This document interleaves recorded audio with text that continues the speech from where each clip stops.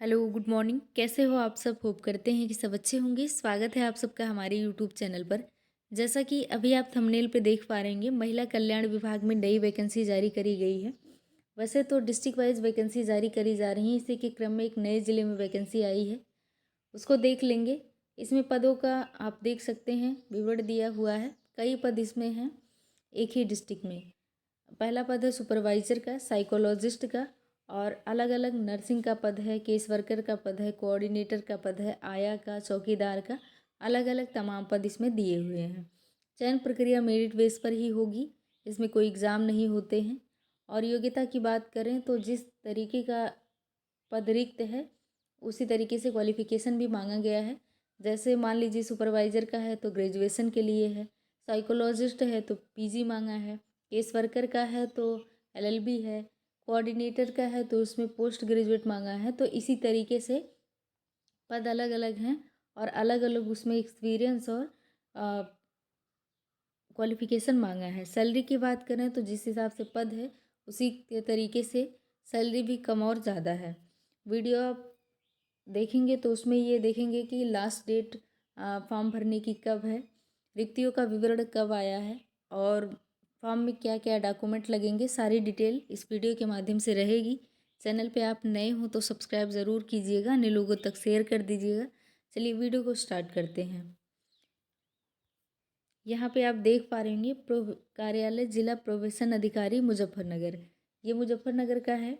और इसमें आप देख पा रहे होंगे यहाँ से अगर आप देखें तो महिला एवं बाल विकास अनुभाग के कार्यालय ज्ञाप संख्या दिया हुआ है।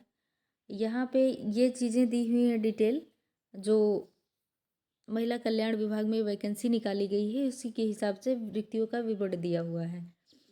तो आप आगे अगर देखें तो राजकीय विशेषज्ञ दत्तक ग्रहण इकाई मुजफ्फरनगर मिशन वात्सल्य के तहत ये वैकेंसियाँ निकाली गई हैं। पहला पद आप यहाँ पे देख पा रहे होंगे।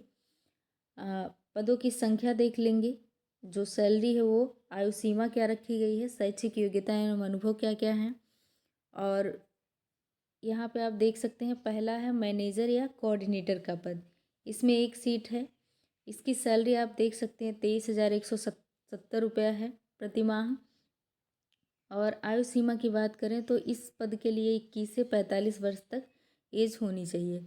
आप शैक्षिक योग्यता इसमें देखें तो किसी मान्यता प्राप्त विश्वविद्यालय से समाज कार्य, समाजशास्त्र, मानवाधिकार, बाल विकास, लोक प्रशासन, मनोविज्ञान, मनोचिकित्सा, विधि, जनस्वास्थ्य, सामुदायिक संसाधन प्रबंधन में स्नातकोत्तर, यानी कि दिए हुए सब्जेक्ट में किसी में भी आपने पीजी किया हो, अथवा वरीयता महिला एवं बाल विकास के क्षेत्र में प्रलेखन, प्रशिक्षण एवं क्षमता निर्माण, परिवार निर्माण, कार्यान्वयन, निगरानी और पर्यवेक्षण में सरकारी गैर सरकारी संगठन के साथ काम करने का कम से कम 3 वर्ष का अनुभव हो, प्लस आप कंप्यूटर चलाने में भी प्रवीणता रखते हो तो आप इसमें आवेदन कर पाएंगे। अगला पद आप देख सकते हैं सोशल वर्कर एवं अर्ली चाइल्डहुड एजुकेटर का है, एक पद इसमें भी है। 18,536 रुपये सैलरी है प्रति माह और 21 से 45 वर्ष एज होनी चाहिए। इसमें शैक्षिक योग्यता की बात करें तो भारत में विधि द्वारा स्थापित किसी विश्वविद्यालय से समाजशास्त्र या सामाजिक कार्य में स्नातकोत्तर यानी कि पीजी किए हों आप, जो सब्जेक्ट इसमें दिए हुए हों, उपाधि या सरकार द्वारा इसके समकक्ष मान्यता प्राप्त कोई अर्हता एवं सामाजिक कार्य व किसी मान्यता प्राप्त संस्था से बाल देखभाल से संबंधित कार्य करने का 2 वर्ष का अनुभव होना चाहिए। यानी कि दिए गए सब्जेक्ट से आप पीजी किए हों प्लस आपके पास 2 वर्ष का कार्य करने का अनुभव भी हो, किसी सोशल संस्था में या फिर किसी एनजीओ के तहत आपने काम किया हो तो वो सर्टिफिकेट आप लगा सकते हैं। अगला पद है नर्स का। नर्स में आप देख सकते हैं इसमें भी एक ही सीट खाली है। 11,916 रुपये प्रति माह सैलरी है। एज की बात करें तो 21 से 45 वर्ष।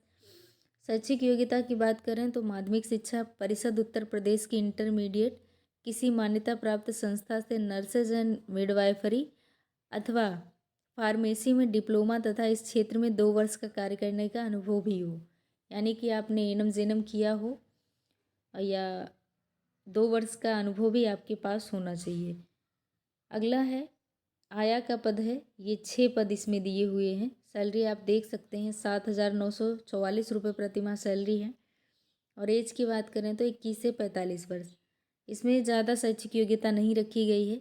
5वीं कक्षा उत्तीर्ण तथा बाल देखभाल संस्था सम्मानित अस्पताल से शिशु बच्चों की सेवा का 1 वर्ष का अनुभव अगर आपके पास हो तो आप ये फॉर्म अप्लाई कर सकते हैं। अगला पद है चौकीदार का, एक पद इसमें भी है। सैलरी 7,944 रुपये प्रतिमाह है और एज 21 से 45 वर्ष। इसमें भी शैक्षिक योग्यता माध्यमिक शिक्षा परिषद उत्तर प्रदेश की हाई स्कूल परीक्षा व सरकार द्वारा इसके समकक्ष मान्यता प्राप्त कोई परीक्षा उत्तीर्ण एवं किसी संस्थान से संबंधित 1 वर्ष के कार्य करने का अनुभव भी होना चाहिए। तो ये पद आप देख सकते हैं, एक ही डिस्ट्रिक्ट में इतने पद आए हुए हैं। अगर आप किसी में भी योग्यता रखते हो तो फॉर्म आवेदन जरूर कीजिएगा। महिलाओं के लिए एक अच्छा अवसर रहता है। अब यहाँ पे आप देखें तो ये सारी चीज़ें दी हुई हैं, शासनादेश से संबंधित ये सब चीज़ें रखी गई हैं। अब आगे देख लेंगे डिटेल नोटिफिकेशन। सेवायोजन पोर्टल के माध्यम से वैकेंसी निकाली जाती है, संविदा पर ही रहता है। अब यहाँ आप रिक्तियों का विवरण के आधार पर डिटेल देख लीजिए नोटिफिकेशन, और सारे पद आप सेवायोजन पोर्टल के माध्यम से उसका डिटेल देख पाएंगे। एक पद का जो विवरण है उसको बता देते हैं एग्जाम्पल के लिए। पहला यहाँ देख सकते हैं सोशल वर्कर का है, और इसमें आवेदन की बात करें अंतिम तिथि तो 19/2/2025 है। विशेष ध्यान रखिएगा लास्ट डेट का, क्योंकि बाद में आप देखते हो वीडियो तब तक ये डेट निकल चुकी होती है। कुल रिक्तियों की का विवरण में देखें तो एक ही रिक्तियाँ हैं, इसमें एक ही पद खाली है।